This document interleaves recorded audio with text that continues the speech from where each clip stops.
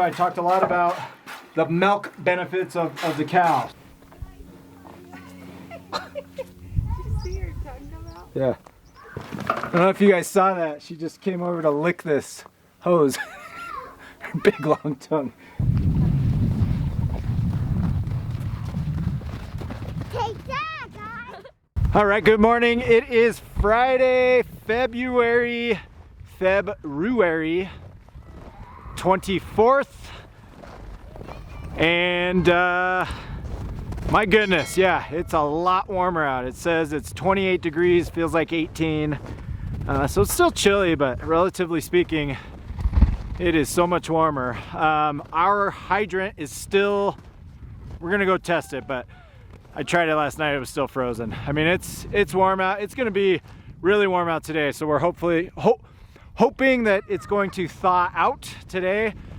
Brought this hose, we put this hose in the in our mud room last night just to keep it thawed. So we'll walk over there, I'm gonna check it. I'm 99% sure it's frozen, so we'll hook this thing up on our other hydrant. I got another blue hose, it's a 35-foot blue hose. That's the hose we typically use because in the last video I think it cracked. So got that yesterday. That's out in the barn. New hoses. I mentioned in our last video, I looked back, it's about every year. So once a year we are replacing that hose, which isn't horrible. I mean, you think the amount of freeze thaw cycles, even though we drain the hose, the amount of freeze thaw cycles that those go through every 12 months, I'm not disappointed in that. So it's all good, all good. All right, Evie's done with chores. She did all the chickens. Natalie just raised again, it's like a heat wave. So we're gonna let some fresh air in with the chickens. We're gonna go check on these cows, and as promised, I know last video I wanted to talk about the other benefit. I can't believe I didn't talk about this in that last video, or a couple videos ago. Another benefit, a huge benefit of having your own milk cow. So we'll chat on that here while we're milking Annabelle. I'm gonna go check this hydrant. We'll probably have to go set up, and I want to do a mineral check too. We've replenished all the minerals, and these cows have been over there going crazy on them. So I'm sure they were deficient in one, and I'm sure one or two is going to be gone. So here we go.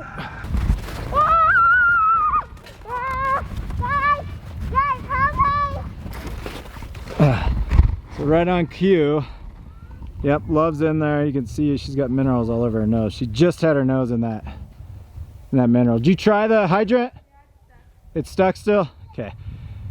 Hydrant stuck. So these cows have been over here, so obviously they've been deficient in a number of minerals because their noses are full of minerals. All right. Hi, Annabelle. Are you clean today? Are you clean?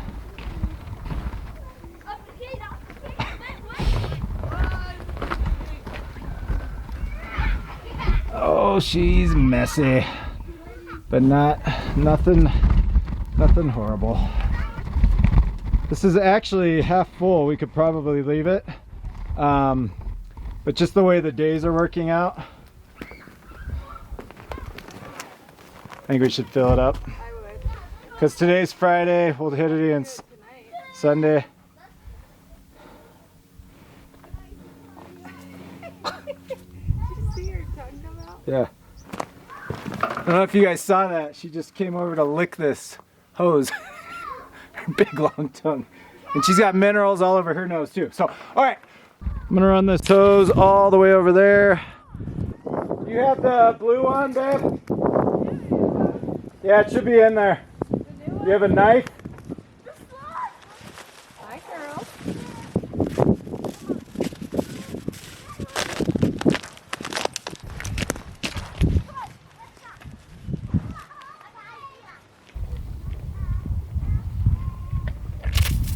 Yes! Water! Yee! We have water! It made me nervous. I was over there. When I pumped it up, it was stuck just like this one. We never had an issue with that one sticking. I mean, I had to really jerk that thing up. I was nervous there for a second. It worked yesterday fine, so now it's just working with a brand new hose that's all coiled up. Honestly, tuck it into here. All right, since this cord's so coiled, I just tucked it in here. We've got this is the heater, we've got this zip tied. We'll keep it in there. Again, we're gonna let it run on a slow drip the whole time we're in there. We do not want this to fill up, and we do not want to have to come out and shut this hose off, because this entire line will freeze up on us. It's 18 degrees Fahrenheit. 18 degrees Fahrenheit. It's still cold out. So we want to maintain flow in that hose while we're in here milking. Hopefully, again, we've got some nice days coming. I'm hoping this hydrant will thaw out here over the next couple of days. Then we don't have to do what we're doing here.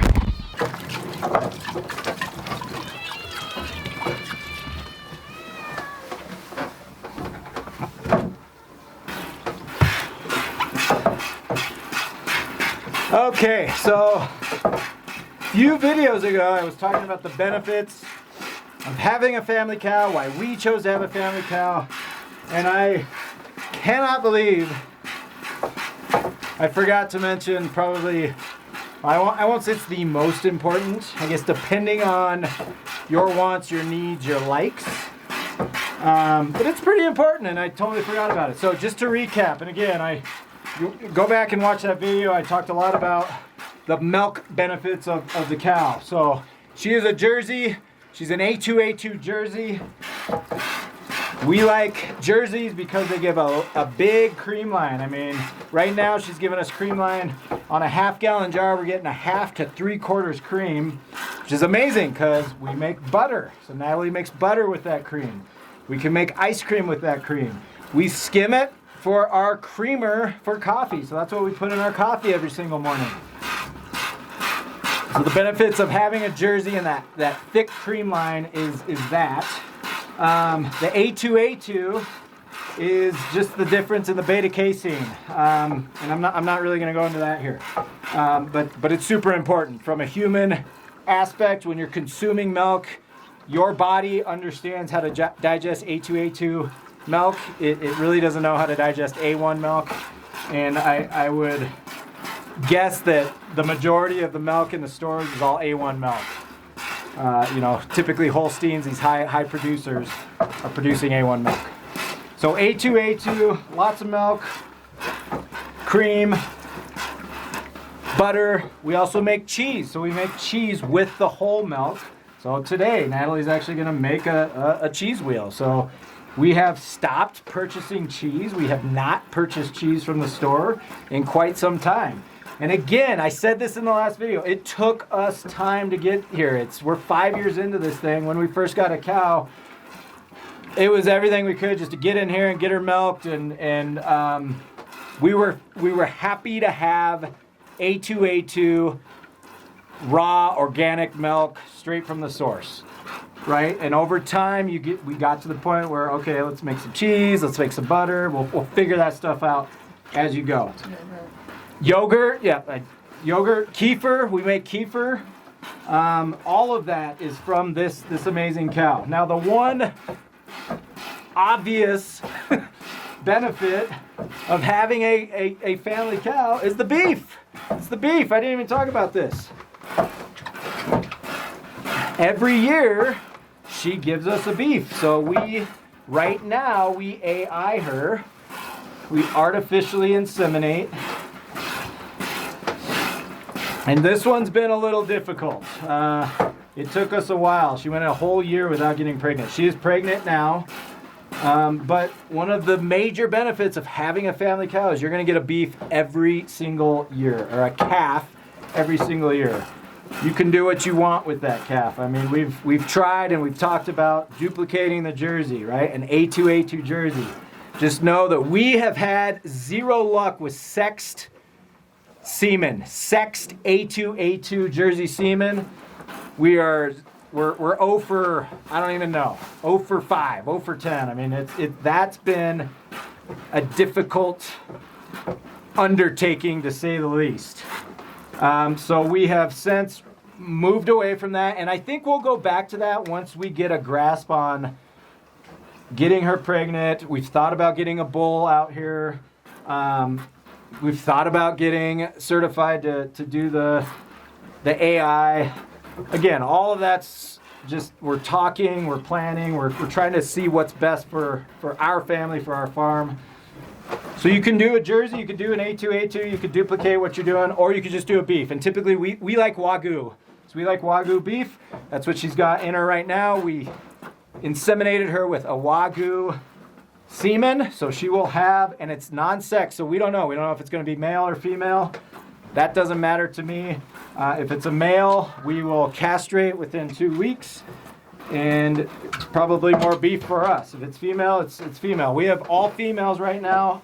I prefer females. They're more docile. But the beef, once a year, and their pregnancy cycles are very, very similar to humans. So it's about a 9-month cycle. So typically, ideally for us, we like them calving in June. That's why this one's name is June. We've got a beef mama out here named June. She was born in June. We were extremely creative in naming her. She was born in June. So ideally, that's a June baby, which means we typically inseminate around Labor Day, September. So a September inseminate, you have a beef in June. The only downside to that beef, if you look at it as a downside, is 2 to 3 months prior to these cows calving, you're going to naturally dry them up so that they can conserve all of their energy and give it back to that baby calf. So we're not milking 60 to 90 days pre-delivery, which means we don't have fresh milk for that time. In the past, we've frozen the milk. We've made lots of butter and we freeze butter and just have tons of butter in the freezer. So we make do, we plan accordingly. I will say the milk, the frozen milk doesn't taste as good. I'm not a milk guy anyways, so I don't notice it. Our kids notice it right away. When we switch from fresh milk to frozen milk, they're like, what is this? What's wrong with this? Why does this taste different? So we got to put some chocolate in there, and then they'll drink it. They'll drink chocolate frozen milk. They have no idea. They don't know the difference. So that's the only downside, if you want to look at that as a downside. The upside to that is you get a break. We get a break. We're not out here milking. I mean, milking the cow is the one consistent chore that you have to do every single day out here on the homestead. And I love it. I enjoy it. I look forward to it. Not gonna lie, those 60 days pre-calf, I enjoy it. It's nice. It's kind of nice taking a break and not getting out here milking the cow, cleaning the dirty poop off the cow and milking the cow. And it gives us a brief rest from what we're doing every single day, which is never a bad thing for anything, right? So there you go. I cannot believe I didn't talk about this last time. The beef, it's a big one for us. We like beef, right? So obviously the cow, the milk cow, provides so many benefits, so many nutritional benefits. What we love about the beef is it's born here. We raise it. We typically raise it for 18 months. So that's another thing to recognize, that you're not going to have beef in your freezer for another year and a half, which is why now we were running 2 beef mamas. We may have a third one. I think we've got a third one. And we'll kind of figure that out. So it's every year and a half. So you want to plan accordingly for that. So there you go. That is the benefits. I just wanted to recap what I talked about a few videos ago, and then I can't believe I forgot about that beef. We love beef. We love our beef. Okay.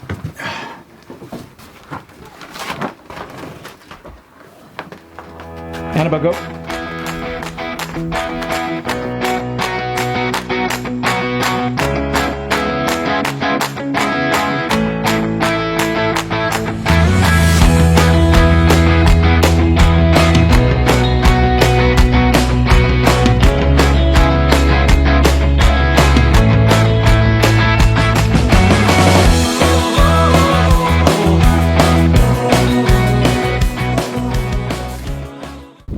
right, so got that hay spread again. I'm just gonna chat about this again. The key point to spreading that hay is we're putting it everywhere that we ran the hogs last year where they devastated. So I'm just trying to go back and I'm going back multiple times. I mean, I saw some pieces of hay that were there from, who knows, a few weeks ago, a few days ago, but anywhere I see bare ground, that's where I'm gonna lay this hay and force these cows to kind of hang out there for a little bit.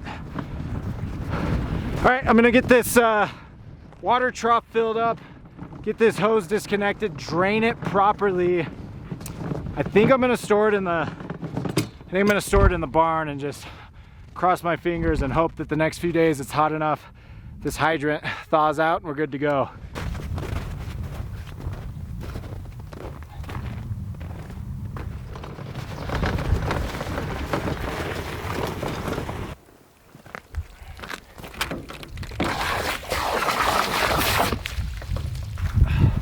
All right, so we're all full here. So what I'm gonna do, I'm gonna go turn that off. I'm gonna disconnect. I'm gonna come all the way up here. I'm gonna disconnect the blue hose and drain it and leave it drained separately. And then I'll walk this green hose.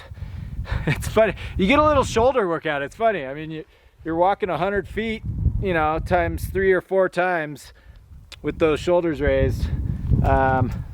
Get a little shoulder workout in. Hey, doesn't hurt anybody. So I'm gonna do that real quick.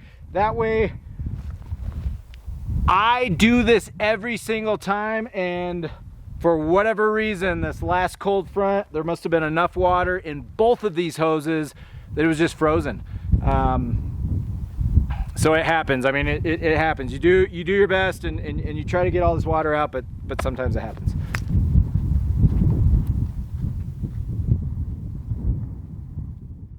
All right, I'm gonna call it a day today. My battery is dying again. It is still cold out. I think just, again, I said this, relatively speaking, it was so cold last week. Even when it's 18, 20, 30 degrees, gosh, it feels like a heat wave. So my battery it's taking a toll. So I appreciate each and every one of you. Hope that you find value, some sort of value in what we're bringing, a tip, a trick, a golden nugget to help you on your homesteading journey. If that is the case, we would love for you to subscribe, hit subscribe, leave some comments, leave some feedback. Appreciate y'all. Catch you next time.